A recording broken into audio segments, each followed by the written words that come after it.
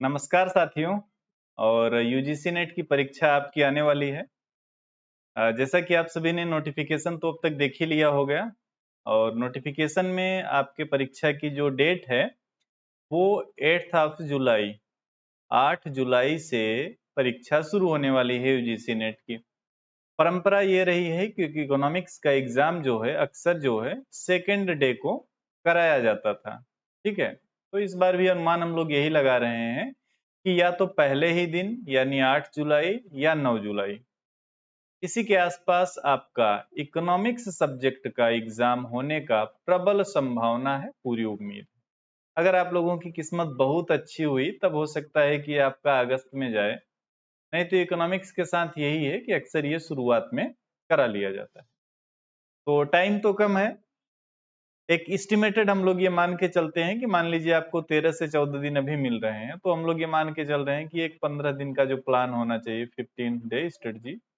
तो 15 दिन के प्लान पे हम लोग यहाँ चर्चा करेंगे कि आने वाले 15 दिन में आपको क्या करना है। 15 डेज प्लान, ठीक है, 15 दिन का प्लान। अब ये जो 15 दिन का प्लान है, जैसा कि आप सभी को पता है, आपका एग्जाम जो है वो दो भागों में बटा हुआ होता है। एक आपका पेपर 1 जिसमें आपके 50 क्वेश्चन आते हैं और दूसरा आपका होता है पेपर 2 जिसमें आपके 100 क्वेश्चन आते हैं। अगर हम लोग मेरिट की बात करें तो अलग अलग कैटेगरी की अलग अलग मेरिट जाती है, लेकिन जो एक हम लोग सबसे हायर मेरिट की बात करेंगे जनरल कैटेगरी की। ठीक है, जनरल कैटेगरी में अगर हम लोग बात करें यूजीसी नेट यानी नेट क्वालिफाई होने की, तो वो लगभग जा रही है आजकल 64% के आसपास। वहीं अगर हम लोग बात करें जेआरएफ की, जेआरएफ लगभग 72% के आसपास पे इकोनॉमिक सब्जेक्ट में मिल रहा है। इसमें 1-2% ऊपर नीचे हो जाता है पेपर के प्रश्नों के स्टैंडर्ड के हिसाब से। तो एक एस्टिमेटेड आइडिया आप लगा सकते हैं कि 64% पे आपको सामान्य कैटेगरी में नेट का सर्टिफिकेट मिलेगा और अगर आप 72% के आसपास ले आ लेते हैं तो आपको जेआरएफ मिल जाती है, जूनियर रिसर्च फेलोशिप मिल जाती है। इसमें आपको मिलता है पैसा ही पैसा। ठीक है, तो अब सवाल यह है कि यहां तक आप कैसे पहुंचेंगे। ठीक है, जो लोग, अच्छा ये एक ऐसा एग्जाम है जिसमें कि जो नेट क्वालिफाई हो जाते हैं वो भी बैठते हैं क्योंकि उनको जेआरएफ होना होता है, और फ्रेश कैंडिडेट भी बैठते हैं जो कि नेट भी होना चाहते हैं, जेआरएफ भी होना चाहते हैं। तो सबकी अलग अलग अपनी प्राथमिकता होती है। अब आपको ध्यान देना है कि कैसे ये 150 प्रश्न जो हैं यही आपके मेरिट को डिसाइड करेंगे, यानी इसमें से सही जवाब जितने आप दिए रहेंगे उसी के आधार पे आपका क्लियर होगा कि आप नेट हो रहे हैं, जेआरएफ हो रहे हैं या कुछ नहीं हो रहे हैं। तो चलिए अगले स्लाइड में हम लोग अब देखते हैं कि पेपर 1 में आप कैसे बेहतर करेंगे। ठीक है, यहाँ पे हम लोग क्या देखेंगे, पेपर 1 का स्ट्रेटजी। देखिए पेपर 1 में कुछ टॉपिक ऐसे हैं जहां से आपसे, या मेरे कहने का मतलब ये है, यहाँ पे मैं 3 टॉपिक लिख रहा हूं। ठीक है, इसको समझ लीजिएगा, ये आपका कॉम्प्रिहेंशन होता है, ये आपकी रीजनिंग होती है, ये आपका डीआई होता है। 5 क्वेश्चन आपसे डीआई से पूछे जाते हैं, 10 क्वेश्चन आपसे रीजनिंग से पूछे जाते हैं, जिसमें आपकी दो तरीके की रीजनिंग होती है। अगर आपने पीवाईक्यू किया है तो आप उसको समझ रहे होंगे। 5 क्वेश्चन आपका कॉम्प्रिहेंशन से। अगर आप ध्यान देके इन तीनों टॉपिक पे थोड़ा सा पढ़ लें, अच्छे से पढ़ लें, तो ये ऐसे हैं जो कि आपको 17 से 18 क्वेश्चन तक का स्कोर करा सकते हैं। ठीक है, अब जो बाकी के बचते हैं 6 टॉपिक, जिनसे मिला के आपके आते हैं 30 क्वेश्चन। जैसे उसमें आपका टीचिंग एप्टीट्यूड होता है, रिसर्च एप्टीट्यूड होता है, कम्युनिकेशन होता है, आईसीटी, सब कुछ सिलेबस आपको पता होगा। अगर इन 30 में अगर आप 15 भी कर लेते हैं, 15 क्वेश्चन भी कर लेते हैं और इधर आपने 17-18 किया है, तो ये आपका 32 से 33 क्वेश्चन बन जाता है पेपर 1 में। ठीक है, हालांकि जेआरएफ होने के लिए भी थोड़ा सा कम है, जेआरएफ होने के लिए इसको 2 से 3 प्रश्न और बढ़ाना चाहिए आपको। लेकिन अगर हम लोग बात करें नेट क्वालिफाई होने की, तो इतने में काफी अच्छा चांस आपका बन जाता है, क्योंकि आप सब्जेक्ट में भी अभी सही क्वेश्चन करेंगे, है ना। तो ये मान के चलिए कि पेपर 1 में आप जितना बेहतर करेंगे, सब्जेक्ट में आपका बोझ उतना ही हल्का रहेगा। तो यहाँ पे आपको अगर थोड़ा सा एफर्ट करें, डीआई, रीजनिंग, कॉम्प्रिहेंशन, तो ये आपको 17 से 18 क्वेश्चन दे देते हैं। बाकी चीजों से अगर आपका थोड़ा थोड़ा भी सही होता है, किसी में 5 में 2 सही हो जाए, किसी में 5 में 3 सही हो जाए, ओवरऑल आप जब आप मिला देंगे तो 32 33 इतना तक आपका बन जाता है। तो यहाँ पे आपको ध्यान देने की जरूरत है। उसके बाद हम लोग बात करेंगे पेपर 2 पे, और पेपर 2 में भी हम लोग बात करेंगे अपने सब्जेक्ट यानी कि इकोनॉमिक्स पे।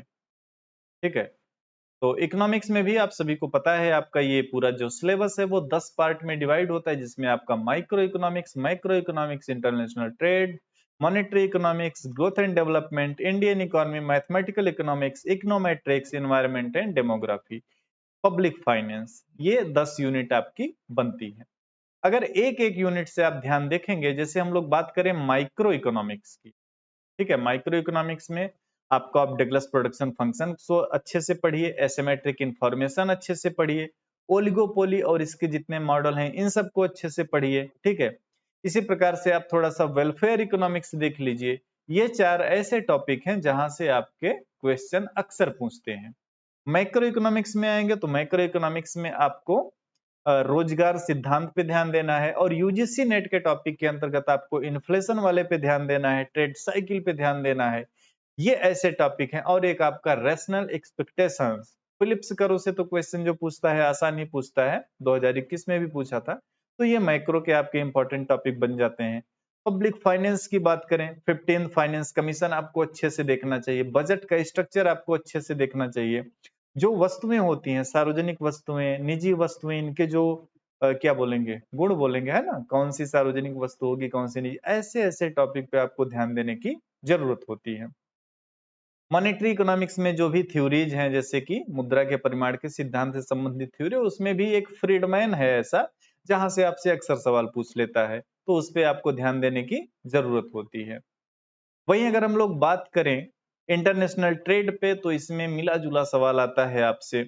व्यापार की शर्तें जितनी प्रकार की होती हैं सब आपको पता होना चाहिए, प्रशुल्क अच्छे से आपको पढ़ा होना चाहिए, अवमूल्यन आपको पढ़ा होना चाहिए। ये सारे ऐसे टॉपिक है जिसपे आपको ध्यान देने की जरूरत होती है। डेमोग्राफी और इन्वायरमेंट का सिलेबस काफी लिमिटेड है, तो उसमें आप चाहें तो पूरा ही पढ़ लें क्योंकि बहुत ज्यादा है नहीं। मैथमेटिकल इकोनॉमिक्स और इकोनोमेट्रिक्स, ये दो ऐसी प्रॉब्लम है जो आप हिंदी मीडियम की सबसे बड़ी प्रॉब्लम होती है। इसमें आपको बेहतर करने का जो सबसे बड़ा और सबसे अच्छा तरीका रहेगा वो रहेगा प्रीवियस ईयर क्वेश्चन। जितने भी आपके ये जो मैथमेटिकल इकोनॉमिक्स, इकोनोमेट्रिक्स और स्टैटिक्स के प्रीवियस ईयर क्वेश्चन आए हैं, अगर आप इनको अच्छे से सॉल्व कर लेते हैं तो मुझे पूरा विश्वास है कि आप आने वाली इस परीक्षा में इससे रिलेटेड जो आपके 20 क्वेश्चंस आते हैं, इसमें आप 10 प्लस करके आएंगे। देखिए बहुत ज्यादा तो नहीं कर पाएंगे, लेकिन 10 से ऊपर आप यहाँ से कर सकते हैं। अब जो एक सबसे महत्वपूर्ण टॉपिक या यूनिट आती है आपकी, वो आती है इंडियन इकोनॉमी की। ठीक है, तो देखिए इंडियन इकोनॉमी अपने आप में काफी बड़ा हो जाता है, और इसमें प्रायः सवाल जो पूछे जाने की प्रकृति होती है वो दो तरीके की होती है। एक होती है आपकी ट्रेडिशनल इकोनॉमी, जो कि हम लोग परंपरागत अर्थव्यवस्था पढ़ते हैं। उसमें आपका पंचवर्षीय योजना से कभी कोई पूछ लिया कि किस योजना का क्या मेन एम था, है ना, आपसे किसी औद्योगिक नीति से संबंधित सवाल पूछ लिया। इस तरीके का ट्रेडिशनल क्वेश्चन अगर आप प्रीवियस ईयर क्वेश्चन कर रहे हैं तो वहां से आप जो है कवर कर सकते हैं। सीएसईपी क्या होता है, न्यूनतम समर्थन मूल्य क्या होता है, बफर स्टॉक क्या होता है, ये बहुत बेसिक क्वेश्चन बनते हैं ट्रेडिशनल इकोनॉमी से। उसके बाद आपका आता है जो करेंट इकोनॉमी, और ये जो करेंट इकोनॉमी है ये आप सभी को कंफ्यूज भी करता है क्या पढ़ना है, और यहाँ से सवाल भी खूब पूछता है। तो देखिए इसमें लेटेस्ट जो पॉलिसीज हैं गवर्नमेंट की related to poverty and unemployment, poverty, unemployment, गरीबी और बेरोजगारी से संबंधित जो सरकार की नीतियां हैं ये आपको पता होनी चाहिए। गरीबी से संबंधित जो समितियां बनाई गई हैं वो आपको पता होनी चाहिए। कृषि जनगणना क्या होती है, सीमांत कृषक किसे बोलेंगे, ठीक है, कितनी फसलों के लिए न्यूनतम समर्थन मूल्य घोषित किया गया, नोबेल इकोनॉमिक्स वाला किसको मिला, लेटेस्ट इंडेक्स में इंडिया की रैंकिंग जो है उसको आपको पढ़ा होना चाहिए। ठीक है, रिपोर्ट जो कुछ आती हैं वो आपको पढ़ा होना चाहिए। फॉर एग्जांपल एसआरएस बुलेटिन का जो डाटा है, इसके अकॉर्डिंग, हालांकि ये आप चाहे तो ये उसमें भी हो जाता है आपका डेमोग्राफी का करंट पार्ट में। तो इसमें जन्म दर कितनी होती है, मृत्यु दर कितनी होती है, शिशु मृत्यु दर कितनी होती है, मातृत्व मृत्यु दर कितनी हो, टोटल फर्टिलिटी रेट क्या है इस समय इंडिया का। अगर आप पॉपुलेशन पॉलिसी 2000 पढ़े होंगे, यानी 2000 की जनसंख्या नीति आपने पढ़ा होगा, तो वहां पे देखा था कि TFR, total fertility rate, TFR को 2.1 पर ले आने की बात की गई थी, और रिसेंट में जो डेटा आया था उसके अनुसार जो टीएफआर है वो 2.0 यानी 2 पर पहुंच चुका है। तो ये सब चेंजेस आपको पता होने चाहिए। और आपको सबसे महत्वपूर्ण जो बात करें हम लोग, इसमें आपको बजट और सर्वे, सर्वे में सर्वेक्षण, ठीक है, आर्थिक सर्वेक्षण, ये चीजें आपकी पढ़ी होनी चाहिए। बजट की वीडियो मैंने चैनल पे अपलोड कर रखे हैं, एसआरएस का बुलेटिन डेटा वाला मैंने अपलोड कर रखा है, इकोनॉमिक्स नोबेल और जो भी करंट पार्ट जो भी बचता है आपका, ये सारी चीजें भी आपका आने वाले टाइम में अपलोड कर दिया जाएगा। उसके बाद मॉनेटरी पॉलिसी, ठीक है, मॉनेटरी पॉलिसी थोड़ा सा लिखने में, हाँ, तो मौद्रिक नीति, अब इसमें रेपो कितना है भी, रिवर्स रेपो कितना, सीआरआर, एसएलआर, ये सब सारी चीजें आपको पता होनी चाहिए। Even 15 finance commission, 15 finance commission में एक जो बेस बनाया जाता है कि किस जो राज्यों को फंड एलोकेशन किया जाता है, किस आधार पे किस राज्य को कितना मिलेगा, तो वो पूरा आपको टेबल पता होना चाहिए, ठीक है। इस तरीके के सवाल आपसे करंट में पूछ सकते हैं। जैसे कि एमएसएमई 2020, जो एमएसएम की जो परिभाषा निर्धारित की जाती है, तो उसमें चेंज किया गया था 2020 में, ये आपको क्राइटेरिया पता होनी चाहिए। इस तरीके के आपसे इंडियन इकोनॉमी में करंट से रिलेटेड क्वेश्चन पूछ सकता है, तो ये चीजें मैं आपको कराऊंगा। तो ये तो चर्चा चली कि कहाँ से सवाल पूछे जाते हैं ना। अब चर्चा चलने वाली ये है कि ये जो 100 क्वेश्चन है, इसमें आप 65 प्लस अगर करेंगे तब तो आपका नेट होगा, और अगर आप 70 प्लस या यूं कहें कि 75 प्लस करेंगे तब आपका जेआरएफ होगा। तो यहां तक आप कैसे पहुंचेंगे, इस पे हम लोग थोड़ा सा चर्चा कर लेते हैं। अगर आप देखेंगे पिछली 2 परीक्षाओं में, तो ये देखा गया है कि आपको 2 पैसेज दिए होते हैं और उससे आपसे 10 क्वेश्चन पूछता है। तो ये वैसे तो सभी के लिए होता है, लेकिन अगर आप थोड़ा सा इसमें ध्यान दें तो आपसे इसमें गलतियां न के बराबर होंगी, यानी ये 10 क्वेश्चन आपको गिफ्ट मिल रहे हैं, इसको आपको ध्यान देके लेने की जरूरत होती है, ठीक है। तो इस पे ध्यान दीजिए, जो जो मैंने हॉट टॉपिक बताए सभी यूनिट के, थोड़ा सा उस पे ध्यान दीजिए। और सबसे बड़ी बात, अभी जो बचा हुआ टाइम है, इसमें आप प्रीवियस ईयर क्वेश्चन को अच्छे से करिए। प्रीवियस ईयर क्वेश्चन ही है जो आपकी तैयारी को दिन प्रतिदिन बेहतरीन बनाता जाएगा। अभी तक आपने क्या पढ़ा है क्या नहीं पढ़ा है, डज नॉट मैटर, सब कुछ छोड़ दीजिए। बाकी बचे हुए दिन जो भी आपको 10-15 दिन मिल रहे हैं, इसमें आप सिर्फ प्रीवियस ईयर क्वेश्चन को पढ़िए, प्रीवियस ईयर क्वेश्चन पढ़िए। उसमें जो मैथमेटिकल, इकोनोमेट्रिक्स, स्टैटिक्स, इन क्वेश्चंस को अलग से कॉपी में नोट कीजिए। करंट डेटा मैं कराऊंगा, लेकिन बेहतर है कि जिस फॉर्मेट में आपसे सवाल पूछा जाता है, आप प्रीवियस ईयर क्वेश्चन आप पढ़ रहे हैं, या तो वहीं पे या किसी कॉपी में उसका करंट डेटा आप गूगल कीजिए और उसको नोट कर लीजिए। ये तरीका है आपका प्रीवियस ईयर क्वेश्चन पढ़ने का। जब आप प्रीवियस ईयर क्वेश्चन पढ़ते हैं तो वहां से आपको ये भी पता चलता रहता है कि कौन कौन से ऐसे टॉपिक है जहां से आपसे अक्सर सवाल पूछे जाते हैं। ऐसे टॉपिक को अपने माइंड में हाईलाइटेड करके रखिए, ये एक बेहतर रणनीति हो सकती है आप सभी के लिए। मेरा सुझाव है आप सभी के लिए कि बचे हुए टाइम में आप प्रीवियस ईयर क्वेश्चन को करें, पेपर 1 को भरपूर ध्यान दें, उसमें किसी भी प्रकार की लापरवाही ना करें, क्योंकि पेपर 1 में आप अच्छा करेंगे तभी आपका रिजल्ट जो है वो अच्छा आएगा। तो इन बातों को फॉलो करें, बचे हुए टाइम में प्रीवियस ईयर को सबसे ज्यादा वेटेज दें। और पेपर 1 में जो आप प्रीवियस ईयर करेंगे, ध्यान दीजिए, पेपर 1 में आपको ज्यादा पुराना प्रीवियस ईयर नहीं करना है।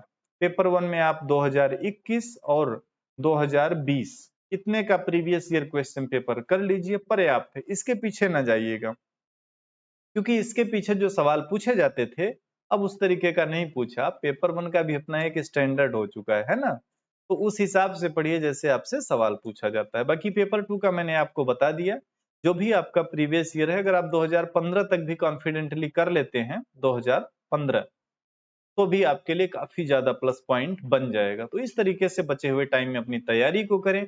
वीडियो अच्छी लगती है इसको लाइक जरूर करें, चैनल पे नए हैं सब्सक्राइब जरूर करें, और कुछ भी आपको अगर पूछना है तो कमेंट बॉक्स आप सभी के लिए ओपन है। Thank you everyone.